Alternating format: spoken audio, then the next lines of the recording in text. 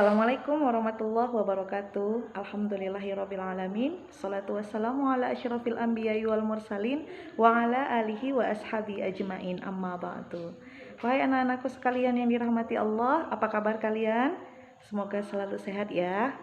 Alhamdulillah kalian sudah masuk kelas 9 sekarang. Itu artinya kalian semakin dewasa dan pembelajaran agama Islam kita juga semakin mendalam. Nah, karena situasi COVID-19 ini, kita tidak bisa belajar di sekolah seperti biasa.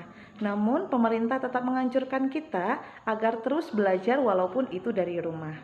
Nah, sebelum kita memulai pembelajaran agama Islam hari ini, mari kita berdoa bersama-sama. Silahkan diikutin ya.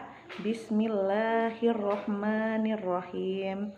Rabbi zidni ilman warzuqni fahman wa amalan solihan. Amin amin ya rabbal alamin.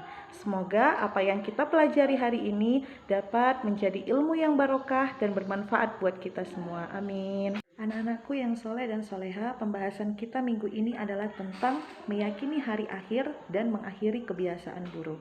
Silakan dibuka bukunya halaman 5. Nah, jangan lupa siapkan juga buku tulis dan pulpen untuk meringkas setiap materi yang akan Umi sampaikan.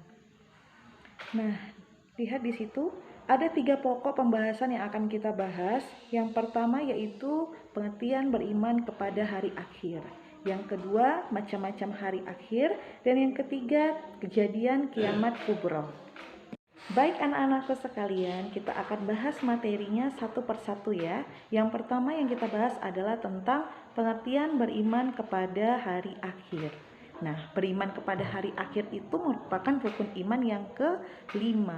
Nah, kita selaku umat Islam wajib meyakini bahwa hari kiamat atau hari akhir itu akan datang. Ya, jadi di situ bisa kita lihat bahwasannya iman kepada hari akhir adalah meyakini bahwa seluruh alam termasuk dunia dan seisinya akan mengalami kehancuran. Nah, jadi di situ juga bisa kita lihat bahwasannya ada macam-macam kiamat, ya. Yang ada kiamat sugro dan ada kiamat kubro. Yang pertama kita bahas adalah tentang kiamat sugro atau kiamat kecil. Nah, kiamat ini adalah kiamat yang terjadi yang menimpa sebagian umat manusia. Contohnya bencana banjir bandang, longsor, gempa, tsunami. Nah, itu merupakan kiamat, tetapi kiamat sugro. Kemudian yang kedua adalah kiamat kubro. Kiamat kubro ini belum pernah terjadi dan akan terjadi. Jadi kiamat kubro itu apa Umi? Kiamat besar, yaitu terjadinya kematian dan juga kehancuran seluruh makhluk hidup. Pembahasan selanjutnya adalah tentang kejadian kiamat kubro. Nah, kejadian kiamat kubro ini sudah tertera di dalam Quran surah Az-Zumar ayat 68 dan Quran surah Al-Muzammil ayat 18. Silahkan diperhatikan ya.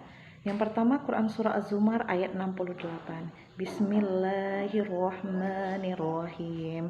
Wa nufikha fis suri fasa'iqa man fis samawati wa man fil ard illa man Allah, yang artinya dan sangkakala pun ditiup, maka ketika semua makhluk yang di langit dan di bumi kecuali mereka yang dikehendaki Allah. Kemudian ditiup sekali lagi, maka seketika itu mereka bangun dari kuburnya menunggu keputusan Allah.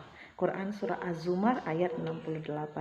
Kemudian ada ayat yang kedua yaitu Quran surah Al-Muzammil ayat 18 ya. Bismillahirrahmanirrahim.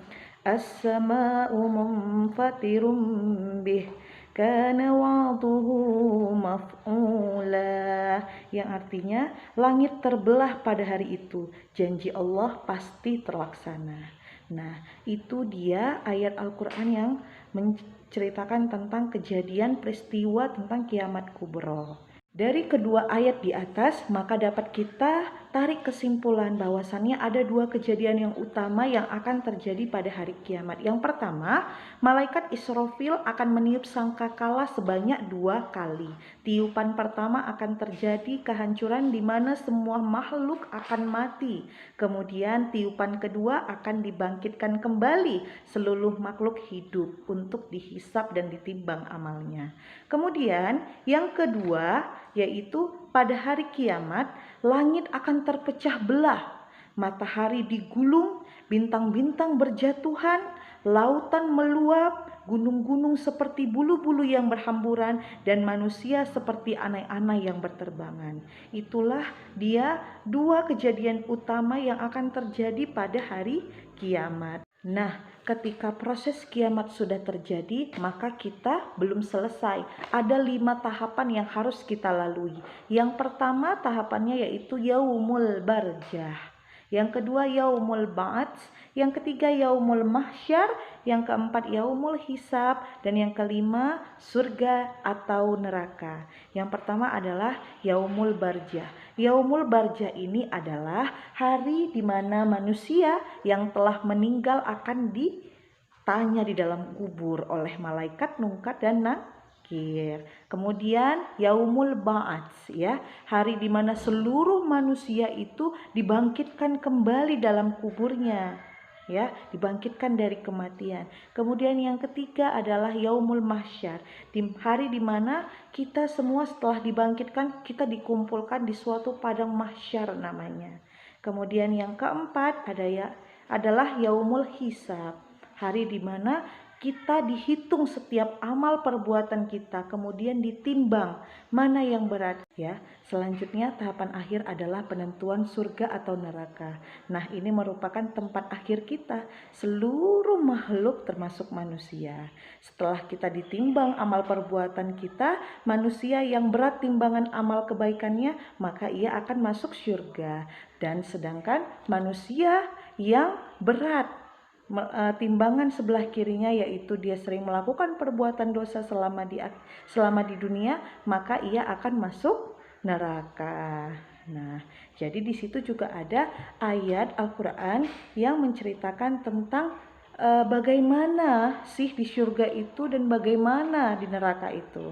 Nah, dalam Quran surah Yasin ayat 55 dan 58 dan Quran surah Al-Ghasyiyah ayat 6 sampai 7. Ya, silahkan dilihat.